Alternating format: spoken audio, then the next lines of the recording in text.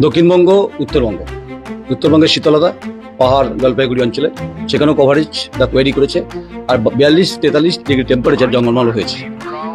জাহাজ ডুবলে যেমন ইন্দুররা প্রথম খবরটা পায়, তেমনি তৃণমূলের অসংখ্য কর্মী এটা বুঝতে পারছে আর মমতা ব্যানার্জির পক্ষে ক্ষমতায় আসা সম্ভব না। বেশ কথা 3,000 টাকা বিজেপি শাসিত কোন রাজ্যে দিয়েছে? উনি যে কথা বলেছিলেন যে কমিশন করে সব ব্যবস্থা নেব, এটা যে মিথ্যা এবং জনগণকে ধোঁকা দেওয়া, এটা মানুষ এখন পরিষ্কার বুঝছে। লক্ষ লক্ষ মানুষের ভোট বাদ গেল। এটা সংখ্যালঘু মানুষ মনে করছেন যে রাজ্য সরকারের প্রশাসনের সঙ্গে ইনভলভ না থাকলে এই জিনিস হতে পারত না। আপনি বিজেপিকে ক্ষমতায় আনবেন, দিন কত পর এনআরসি হবে, আপনি বিদেশি বলে চিহ্নিত হবে, আপনার পরিবারকে ডিটেনশন ক্যাম্পে থাকতে হবে। ফুল যদি গরম তাওয়া হয়, তাহলে বিজেপি হচ্ছে উনুনের জ্বলন্ত আগুন। উনুনের উপরতলা থেকে একেবারে নিচের তলা পর্যন্ত ভাগাভাগি করে টাকাটা চলে যাচ্ছে। একটা সময় আসবে যে মমতা ব্যানার্জির আমলে দুর্নীতি নিয়ে বহু ছেলে রিসার্চ করবে যে কেমন করে দুর্নীতি করতে হয়। এবারে নির্বাচনে একটা বিরাট সংখ্যক মানুষ নিজেদের পরিচিতিটাকে অত্যন্ত গোপন করার চেষ্টা করে।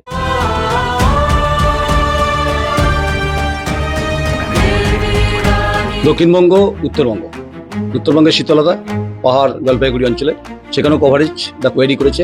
আর 42-43 ডিগ্রি টেম্পারেচার জঙ্গলমহল হয়েছে। তো সারা বাংলায় আমরা আমাদের মতো করে চেষ্টা করছি, কিন্তু দ্বিতীয় পর্যায়ে ভোট 29 তারিখ।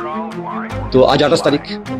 এই সামগ্রিক পরিস্থিতি এবং যে বামপন্থীদের যে অবস্থান এই লড়াইয়ের ক্ষেত্রে কতটা সমুদ্র জায়গায় যেতে পেরেছে, কতটা কাটা বেছানো পথ আছে, এগুলোর ব্যাখ্যাটা আমি দেবো না। দেবেন বর্ষিয়ান সিপিএম নেতা অমল হালদার। অমলদা, স্বাগত, অভিনন্দন আপনাকে। যে লড়াইটা এবার হচ্ছে, যেটা অত্যন্ত কঠিন, কোথাও কোথাও সুমধুর ভাব রয়েছে, স্বতঃস্ফূর্ততা রয়েছে, আর মানুষের মধ্যে ভাবনাও রয়েছে। তো আপনারা ঘুরলেন গোটাটা, আপনি নিজে অনেক প্রচার করেছেন, ফ্লেভারটা বলুন না কি? প্রথমত যেটা বলি যে এবারে নির্বাচনে একটা বিরাট সংখ্যক মানুষ নিজেদের পরিচিতিটাকে অত্যন্ত গোপন করার চেষ্টা করেছে, কোন রকম নিজেকে এক্সপোজ করেনি। এর থেকে মনে হচ্ছে এই ট্রেন্ডটা হচ্ছে শাসক পার্টির বিরুদ্ধে যাচ্ছে। দ্বিতীয় নম্বর, ওয়াক অফ সম্পত্তি, ওবিসি রিজার্ভেশন, সংখ্যালঘুদের, মাদ্রাসা, শিক্ষা, এই সেগুলো সংখ্যালঘুদের মধ্যে প্রচন্ড রকম ভাবে ভাবাচ্ছে। তারপর গোদের উপর বিষ ফোড়ার মতো যে এসআইআর এলো, লক্ষ লক্ষ মানুষের ভোট বাদ গেল। এটা সংখ্যালঘু মানুষ মনে করছেন যে রাজ্য সরকারের প্রশাসনের সঙ্গে ইনভলভ না থাকলে এই জিনিস হতে পারত না। কেরালা হয়নি, তামিলনাড়ুতে হয়নি, 2002 সালে পশ্চিমবঙ্গে হয়নি। স্থায়ীভাবে তৃণমূল কংগ্রেস কার্যত এখন ডুবন্ত জাহাজ। জাহাজ ডুবলে যেমন ইন্দুররা প্রথম খবরটা পায়, তেমনি তৃণমূলের অসংখ্য কর্মী এটা বুঝতে পারছে আর মমতা ব্যানার্জির পক্ষে ক্ষমতায় আসা সম্ভব না। বেশ, আমি নিউটাউনের একটা সভা দিয়ে শুরু করি। 11 সাল ক্ষমতা এসছে, 11 শেষ 12 শুরু। মমতা বন্দ্যোপাধ্যায় মুখ্যমন্ত্রী এত ফাইল জড়ো করলেন, এই যেমন টেবিলে ফাইল আছে, গৌতম দেবের বিরুদ্ধে তিনি তদন্ত করবেন, হিরকোট জমি নাকি অধিগ্রহণ হয়েছে বা দুর্নীতি হয়েছে বললেন। সাইবারি কমিশন গঠন করলেন, বিজন সেতু কমিশন গঠন করলেন। এই চিট ফান্ডের জন্য শ্যামল সেনকে দিয়ে কমিশন গঠন হলো, মরিচ ঝাবি কমিশন গঠন হলো। সব কমিশন ওই প্রকার খেয়ে নিল নাকি? আসলে অভিজ্ঞতাই হচ্ছে মানুষের জীবনের শ্রেষ্ঠ শিক্ষক। উনি যে কথা বলেছিলেন যে কমিশন করে সব ব্যবস্থা নেব, এটা যে মিথ্যা এবং জনগণকে ধোঁকা দেওয়া, এটা মানুষ এখন পরিষ্কার বুঝছে। আমরা 11 সালেই একটা কথা প্রত্যেকবার জনগণকে সতর্ক করার জন্য বলতাম যে আপনি মুখ পাল্টাবার জন্য যে দই খাচ্ছেন, ওটা দই নয়, ওটা হচ্ছে চুন। দুদিন পর দেখবেন আপনার গলা জ্বলবে। আজকে জনগণের, আমাদের দেশের শিক্ষা, স্বাস্থ্য, কর্মসংস্থান, মেয়েদের উপর আক্রমণ, আজকে সামগ্রিক দিক থেকে দুর্নীতি একটার পর একটা ঘটনা। একটা সময় আসবে যে মমতা ব্যানার্জির আমলে দুর্নীতি নিয়ে বহু ছেলে রিসার্চ করবে যে কেমন করে দুর্নীতি করতে হয়। এটা তৃণমূল যা শিখেছে এ কখনো ভাবা যায় না। এটা নিয়ে রিসার্চ হবে, অনেকে ডক্টরেট পাবে তৃণমূলের দুর্নীতি নিয়ে। তো আজকে এই পরিস্থিতিতে দাঁড়িয়ে কথা আমরা বলতে পারি যে মোদী যেভাবে বা অমিত শাহ যেভাবে দৌড়ে আসছেন, যে কথাগুলো বলছেন, আমার প্রথম কথা 3,000 টাকা বিজেপি শাসিত কোন রাজ্যে দিয়েছে তাদেরকে বলতে হবে। কোন রাজ্যে দেননি। কার্যত ধোকা দিচ্ছেন, মিথ্যা বলছেন একটার পর একটা। 15 লক্ষ টাকা কি 2 কোটি চাকরি সবাই পাবে এইসব বলেছিলেন। পরবর্তীকালে বলছেন এগুলো সব জুমলা, এগুলো ভোটের সময় বলতে হয় বলেছি। আজকেও সে একই কথা বলছেন জনগণকে ধোকা দেওয়ার জন্য। তো আমরা একটা কথা বলবো সাধারণ মানুষকে, যারা টিএমসি কে জব্দ করার জন্য বিজেপি করার কথা ভাবছেন, তাদের কাছে আমার বক্তব্য যে তৃণমূল যদি গরম তাওয়া হয় তাহলে বিজেপি হচ্ছে উনুনের জ্বলন্ত আগুন, হিটারও বলতে পারেন। এটা কার্যত আগুনে ঝাঁপ দিতে যাবেন না। বেশ। আজকে গোটা ভারতবর্ষে বিজেপি শাসিত রাজ্যে প্রতিদিন গরিবদের উপর অত্যাচার বাড়ছে মারাত্মক, দলিতদের উপর অত্যাচার বাড়ছে মারাত্মক। আপনি বিজেপিকে ক্ষমতায় আনবেন, দিন কত পর এনআরসি হবে, আপনি বিদেশি বলে চিহ্নিত হবেন, আপনার পরিবারকে ডিটেনশন ক্যাম্পে থাকতে হবে, সেদিন বুঝবেন কি যন্ত্রণা কাকে বলে। সেই কারণে শেষ মুহূর্তে আবেদন যে বামপন্থীদের আপনি জেতান, বামপন্থীরা আপনার পাশে দাঁড়াবে, আপনার অধিকার অর্জনের জন্য লড়বে, তার দেহ প্রতিশ্রুতি সবটা পালন করবে।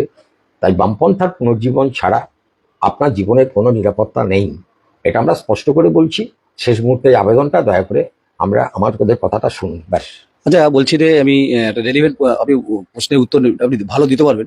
যে শিশু ভূমিষ্ঠ হবে বা যে শিশু ভূমিষ্ঠ হয়, পশ্চিমবঙ্গের যে অবস্থা তাতে প্রায় 80,000 সামথিং তার মাথায় দেনা থাকে। যখন আপনারা চলে গেলেন, যে তখন যে টাকা, এটা তো ফেডারেল স্ট্রাকচার নিতেই হয়, এটা কেন্দ্র করে নিতে হয়, সেটা প্রায় 8 লক্ষ 9,000 কোটি টাকার মতো অবস্থা। এই বেকারত্বের অবসান করতে পারেননি, বড় কোনো বৃহৎ শিল্প নেই, পরিযায়ী শ্রমিকরা বাইরে, উনি বলছেন চাকরি দিয়েছেন। চাকরিটা দিলেন কোথায়? মহাকাশে দিয়েছেন নাকি নাসায় দিয়েছেন? তা আমরাও খুঁজে বেড়াচ্ছি চাকরিটা দিলেন কোথায়। বললো আপনার মনে হয় যে চাকরি বাকরি কথা বলছে, এক তো চিমনি ধোঁয়া নেই, শিখণ্ড তাপবিদ্যুৎ কেন্দ্র হলো না, যেটা আপনাদের প্রজেক্ট, আমি আমার জেলাতেই বলছি, তাহলে হলো না কেন বা পারলেন না কেন মমতা বন্দ্যোপাধ্যায়? আসলে সরকারের একটা রাজস্ব, এটা একটা গুরুত্বপূর্ণ ফ্যাক্টর গভর্নমেন্টের ঘরে। আসলে বালিঘাট থেকে যদি সব টাকাটা কালীঘাটে যায়, তাহলে বালি থেকে রাজস্ব পাবে কি করে সরকার? আজকে কয়লার টাকা, আজকে হচ্ছে চাকরি বিক্রি, আজকে ধরুন গরু, এসব নানা দিক থেকে যা সরকারের যা রাজস্ব, বিভিন্ন পার্ট থেকে যেগুলো সরকারের আয় হয়, সব তো কার্যত হচ্ছে রাজস্ব দপ্তরে জমা না পড়ে সেগুলো তৃণমূলের উপরতলা থেকে একেবারে নিচের তলা পর্যন্ত ভাগাভাগি করে টাকাটা চলে যাচ্ছে, সরকারি ফান্ডে কোনো জমা পড়ছে না। কালকে বামপন্থীরা এলে টাকা কোথায় পাওয়া যাবে? না, যে রাজস্বগুলো তৃণমূলের ঘরে যায় বা ক্যাডারদের কাছে যায়, সেই রাজস্ব যদি সরকারি ফান্ডে জমা পড়ে তাহলে একটা বিপুল আয়, এবং সেই আয় দিয়ে বামপন্থের দেহ প্রতিশ্রুতির মতো সব কাজ করা সম্ভব। বেশ, একটা বই হাতে রয়েছে, তরি হতে তীর, হীরেন্দ্রনাথ মুখোপাধ্যায়ের লেখা। আমি জানতে চাইছি, তরি হতে তীর তৃণমূল কংগ্রেসে কি হবে? এই দেখুন, আপনি বইটা দেখুন। হ্যাঁ, তো আপনি পড়েছেন, হ্যাঁ, তরি থেকে তীর। হ্যাঁ, বলছি যে এইটা একটু ব্যাখ্যা দিন না, তরি থেকে তীর। এই তো হিরেনবাবু লিখেছেন, তো তখন লিখেছেন, হেডিংটা আজকের ডেটে প্রযোজ্য কিনা? এখন কি অবস্থায় দাঁড়াবে, উনি যে দৃষ্টিভঙ্গিতে গোটা ব্যাপারটা বলেছিলেন, আজকের পরিস্থিতিতে প্রেক্ষাপটে মিলবে কিনা সেসবগুলো এখন না, ক্যাচলেট ওপরে হেডলাইনটা বাস্তবসম্মত, আজকের ক্ষেত্রে বাস্তবসম্মত। আমি বলছি যে লড়াইয়ের ময়দানে একেবারে ঐক্যবদ্ধভাবে প্রতিরোধের জায়গায় যাওয়ার কথাটাই তো উনি বলার চেষ্টা করেছেন। যে আমি কিছুই ছিলাম না, একবারে নদীর ধারে পড়েছিলাম তরিতে, আজকে আমি প্রতিরোধের মুখে আমি দাঁড়িয়েছি, এই যে জায়গাটা, এটাই ইঙ্গিত দিয়েছেন। আজকে নির্বাচনের পর আবার নতুন করে অধিকার রক্ষার সংগ্রামে জনগণ যে ঐক্যবদ্ধভাবে সেই তীর নিক্ষেপ করবে আমাদের দেশের শাসক শ্রেণী, বুর্জোয়া দল এবং শিল্পপতি পুঁজিপতিদের বিরুদ্ধে, যার জন্যই আরএসএসের প্রধান মোহন ভাগবত বলছেন যে বিজেপি যদি না জিততে পারে, তৃণমূল যেন থাকে, যেন বামপন্থীরা কোনো রকম আসতে না পারে। এই যে কথাটা আরএসএস বলছে, এর থেকে এটা খুব ইঙ্গিতবহ কথা যে বামপন্থীদেরও রুখতে চায়। বামপন্থীরা থাকা মানেই তীর নিয়ে ঐক্যবদ্ধভাবে তারা পুঁজিপতিদের মোকাবেলা করবে, এটাই হচ্ছে তাদের প্রতিদিনকার কথা, সেই কথাই থাকবে। বেশ, মোটামুটি যা বিশ্লেষণ, যা শুনলেন দর্শকরা, সারা বাংলায় যেহেতু আমরা চেষ্টা করেছি, অমল হালদার বর্ষিয়ান নেতা, শুধু তাই নয়, কৃষক সভা প্রাক্তন রাজ্য সম্পাদক, দীর্ঘ অভিজ্ঞতা রয়েছে। পশ্চিমবঙ্গে মেহনতি শ্রমজীবী যারা মানুষ, যারা খেটে খায় অসংগঠিত ক্ষেত্রে, তারা প্রশ্ন করছে চাকরিটা কোথায় হবে, তাদের পরিবার কি অবস্থা, যারা কায়িক শ্রম তারা কোথায় চাকরি পাবে, যারা মেধাশ্রম তারা কোথায় চাকরি পাবে, শিল্প কোথায় হলো, এই সংগত প্রশ্নগুলো উঠছে স্বাভাবিকভাবে। দুর্নীতি যে ব্যাধি, চাল চুরি, কয়লা চুরি, বালি চুরির মতো ঘটনা, এবং এই যেগুলো রাজস্ব আদায় হওয়ার কথা, সেগুলো চলে যাচ্ছে শাসক দলের বাড়িতে চলে যাচ্ছে। এই প্রশ্নগুলো এবারে নির্বাচনে উঠেছে। আর মানুষ ঠিক করবে 29 তারিখে ইভিএম এ কোন কোন কোন বাটনে তারা বাটনটা টিপবে। সময়, বক্ত, পরিস্থিতি, পরিবেশ বলে দেবে নদীর স্রোতের মতো। নমস্কার, আমি নয়ন রায়, বর্ধমান।